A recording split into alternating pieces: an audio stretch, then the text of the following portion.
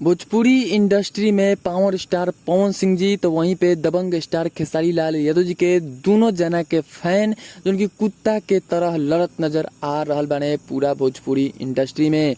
जी आप सबके बता दी कि कुत्ता के तरह ये चलते लड़त आए काहे कि दोनों सुपरस्टार के आज गाना रिलीज भइल बाटे, पीली पुदीना वहीं पे ललटेनिया जो उनकी दोनों सॉन्ग बोल बम ही हटे। वहीं आप सबके बता दी कि जो गाना बाटे एकर व्यू तेजी से भागत नजर आ रहल बा। जो कि खेसारी लाल यादव जी के गाना बाटे मात्र 10 घंटा में 8 मिलियन व्यू क्रॉस कर चुकल बाटे, तो वहीं पे पावर स्टार पवन सिंह जी के 13-14 घंटा में 75 लाख व्यू क्रॉस कर चुकल बाटे।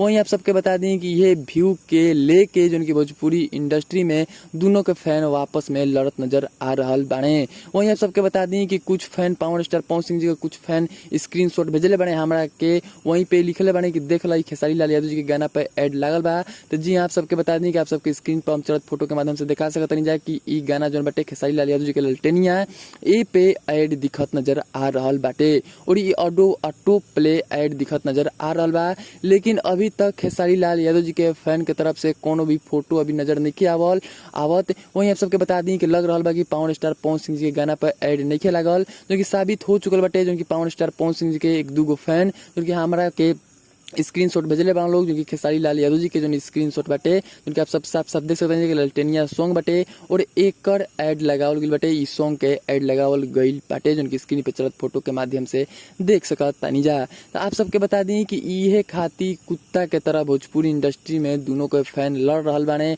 आप सबके बता दी कि हम वीडियो बना रहल बानी तो हम जानता नहीं कि वीडियो में भी कुत्ता के तरह लड़े वाला बाने। तो आप सबके बता दी कि ऐड से लावल व्यू होके चाहे रियल व्यू होके दोनों हमनी के भोजपुरी इंडस्ट्री के सुपर ही स्टार हमें। तो आप सब आपस में लड़ल बंद करी और यूट्यूबर के का भाई यूट्यूबर के तो बीच में फायदा ली, हम आप सबके बीच में वीडियो बना के हम फायदा लेम, हम आप सबके वीडियो बनाइम, हम आप सब खातिर पैसा कमाइम, आप सब हमारे देखम, आप सब आपस में लड़म, हम पैसा कमाइम।